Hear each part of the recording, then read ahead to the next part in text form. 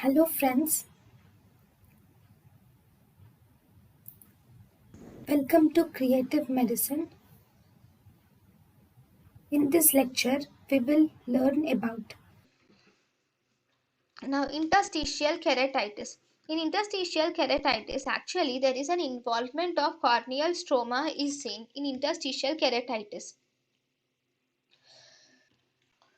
Okay, that in interstitial keratitis, there is involvement of corneal stroma is seen, and there is no involvement of epithelium or endothelium is not involved in interstitial keratitis. So, actually, in the cornea, you have a stratified squamous non-keratinized epithelium. There is a Bowman's layer. Then we have stroma.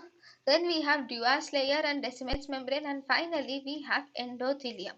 So only the stroma is inflamed in interstitial keratitis. So stroma is the only one which is inflamed in interstitial keratitis.